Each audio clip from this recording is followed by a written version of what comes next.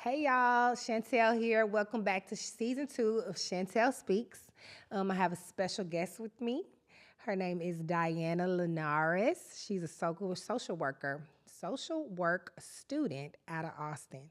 And today's topic that Diana and I are going to discuss is raising children in trauma. So, Diana, welcome and thank you for being here. Thank you so much. It's so nice to be here. I appreciate the opportunity. Yeah, so Diana is a community member that I met through Texas Advocates for Justice. She's a member and a good friend of my friend, Barbara Linares. So shout out to Barbara. Shout out to Barbara. Barbara will be on the show soon. So tell me about, this is Mental Health Awareness Month. Okay. So, I'll just be authentic and transparent right now. Like, I don't have a mental health diagnosis, but I suffer from negative self-talk. And so I'm actually right now going through my mental health peer support specialist Okay. certification. Other than, me being a life coach and, having my degree in psychology and all of that good stuff. Yeah. But like that's my present, right? And so when I was doing that core training, I was like, oh, this is me. Like, this is what I've been suffering with. Absolutely. This is why I've been reading Joyce Meyer, Battlefield of the Mind, and when I'm in those states, like this is what I'm struggling with. Yes. And then I have a daughter who has ADHD since she was about 7 years old and ODD. So, those are mental health issues and trauma related things that, Right. we have to deal with as mothers in that realm. So tell me a little bit about you and a little bit about the topic. Yeah. So I'm a boy mom of two, and I have been struggling with parenting my children through my trauma. And so one thing that I've learned even through recently getting a puppy and having to gentle parent my puppy and gentle parent my toddler was that little voice, that little high-pitched voice that we go into when we're giving them the most nurturing side of us, we have to give that to ourselves first. It's just like in the Bible, I'm not exactly sure the scripture, but you can't pour into other people's cup, right, until yours is full. Mm-hmm. It's kind of like that. And that's how I try to nurture myself through my mental health, struggles as well. I'm running around undiagnosed, I think, with ADHD myself, but I don't seek a diagnosis because I can see the patterns. I study these things and I can see, okay, I meet all the criteria. So I'm just going to go ahead and give it to myself the way that I would treat my child if they were struggling with these issues. And so it's even, as simple as doing something that you like when you're having a really bad day, even if it's an ice cream cone, even if it's just a bubble bath, whatever it is that helps you get into that soft place where you can nurture yourself in those hard, dark times, that's what you have to do. Because one thing's for sure, you got to keep going. You know what I mean? And I totally feel you on that, with the self-talk. Because like I said, it goes back to just being able to gentle parent yourself too. Because the first thing you said was, I have a hard time with parenting. Oh, yeah. So, like, I'm definitely hard on myself with parenting. I'm so thankful for my daughter. Cassie will always be like, Mommy, you're a good mom. Because I'll be like, I'm such a bad mother. Yeah, no. And we are our biggest self-critics too. And it's like one mistake and you'll feel like, you messed up their whole day. And really and truly, they learn with us as well. For sure. Especially because, you never realize that they're growing up with you. You're still, we're still growing up. We're still, we think we're big bad adults because we pay taxes, but honestly, the biggest, baddest adult is the person who can see their self in a true lens and say, these are the things that I need to work on. Right. These are the things I fall short on as a parent, as a person, as a partner maybe, and it's patience for me too. For sure. We were kind of talking about that before, like, that owning up to what it is that's wrong with you. Accountability. Like, a lot of people have such a hard time with that. Why do you think so? I think that it comes from how you were apologized to as a child. That's just my opinion. I feel. Yeah. And the reason I feel that is because my mom could say sorry to me. She was an alcoholic. She did have issues, but she would say sorry. She would also hug me and tell me she loved me so much all the time. So even though in her struggle, she still showed me she's human, she can say sorry, and so I could too. I became that person that my mom was. I can say sorry to my friends, I can recognize when I mess up, but I lack that. I tend to see that my partners lack that, is what I meant. I lack that reciprocity. Got I it. don't get that back. Yeah. And it's not just in one relationship. I've seen it multiple times. And this is my second year in therapy. I'm seeking a trauma-informed counselor going forward. Good job. So I'm not in therapy right now, running around like, chicken with my head cut off, but I'm going to get back in therapy. And I really do feel like that. I literally feel like without a counselor, I'm running around discombobulated.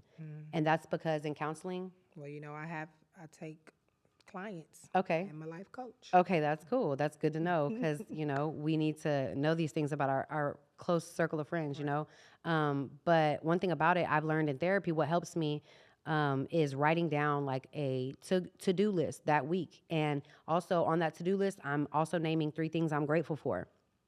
Yeah. One thing that you had touched on earlier. And so just remaining in the now and in the actual presence, because it's easy to look at your life from a negative lens. But like you said, if you can start appreciating the small things, you can look into how your life really should be. You know what I mean? But second year in therapy, and I've noticed that I am the partner that is so sorry. I'm always so sorry. I'm always I can make it up to you. We don't have to fight. We'll work this out. But I don't get that back. I don't get that, hey, I'm working on me too, and I noticed I was really mean to you earlier and I wanted to apologize. I don't get that back. I'm a sensitive sign. I'm a Cancer. I'm a sensitive person, but a lot of people just chalk it up to me being a Cancer, she's a crybaby Cancer. I'm really just emotionally in tune, and I'm empathic to it on a level that I wish I wasn't. You know what I mean? Sometimes I can feel things I don't want to feel. Sometimes I can feel people's baggage and things like that. But my point is, yeah, empath. It's too empathic. I feel like like I said, as I'm working in therapy, I'm starting to see that I am healing. And as I'm healing, I'm noticing who's not and or who's staying stagnant. Like, and the reason that I'm noticing that is because I see where I struggle, and then I see where they struggle, but they don't try to meet me halfway. You know what I'm saying? And so I guess where I'm at right now is realizing that I want a partner that takes accountability. For sure. That's it. For sure. Definitely. It's huge. That's being mature. It is a matter of whether my family will work out Right. or I'm going to move on and Right. start a new life. That's literally it. And especially if we have these children with trauma. Yeah. So you cannot be a head of the household and you're not able to take accountability. And pouring into yourself, giving yourself that gentle love, giving yourself that gentle care. Even just, and you have daughters. I feel like God gives his favorite people daughters, but that's just my opinion. Play with you. You or something else. That's my opinion. I feel like, you even got to give that self-love to yourself with your kids, even if it's like a spa day with your girls. Yeah. Or, me being, I don't even know how I do a spa day with boys. I would just try to make them happy. I don't give them a video game or something to do. Their mama. But, yeah, and they do. But it would just be, them seeing that you're taking care of yourself too first. You know what I mean? Right. So the tea that you make yourself in the morning, the way that you do your hair at night to make sure it's nice the next day, or, the clothes that you're ironing or, steaming when you're getting ready to go. Like, they see the care that you put into taking care of yourself, and your children mimic that. And they start to follow in your footsteps on that, Like, my son used to hate getting his hair combed, but it was like literally a rule. We're not leaving the house. Right. Everybody will be ready. Yeah. And we're not even going to leave the house because you're not here. Yeah. I mean, you're not ready, Sure. And so it's just the care that you give yourself, they're able to see that and mimic that. And I think that that's really important as the head of the household. You're taking care of yourself first, not just what car you're driving and, what job you have. It's the internal part that we have to work on as mothers, Yes. Thank you, Diana, so much for being here. And while we wrap this up, as a mother who's raising children with trauma, and this is Mental Health Awareness Month, how do we manage that while we have our own mental health struggles? Talk it out. Talk it out. That's the only thing I can say. I'm outgoing. I'm outspoken. I'm a person who can't suppress things or else it bothers me. But even if you're a person that has to suppress things, you got to let it out on paper. You gotta write about it. Yeah. You got to tell somebody. Tell somebody that you care about. So, Right. because they care about you too. Right. You know what I mean? So you have to at least let it out. Talk about it. I love that because know? that's what we do in our family, the and we biggest haven't had thing. it in a while. But we do family talks. Like That's great. you know, because I'll do healing circles as a life coach. Oh, yeah. So, you know, we do that together as a family That's so great. because you have to talk about it. If you don't Yeah. talk about it, then how will we know? And some families don't. So Right, that's at all. great. That's Yeah. honestly so But we haven't did it in a good. while, so we need to do it again. So thank you. Yeah. I'm trying to. My mom lives with us now, so Oh. she has to get acclimated to this new way of Yeah. life because we definitely didn't do that when I was growing No, up. for sure, yeah. And the summertime is approaching. The girls will have more time home. Yeah, So y'all could even do activities like bonding, you know, doing each other's nails, or I don't even know, Sure. like Yeah. just simple It's so stuff, funny you because know. you got boys, so you like, I don't know what to do. I don't know what to do with girls. They're so fun. We can do makeup. I don't know, like, but yeah. I mean, you gotta at least set that time aside for yourself and your Right. family because it matters just as much as your job and your, you know, coworkers too. That's what's up. So yeah, thank you Well, so thank much you for having me. You're welcome. I'm so happy that you joined us. Me too. I Thanks. look forward to us spending more time together and learning more about each other.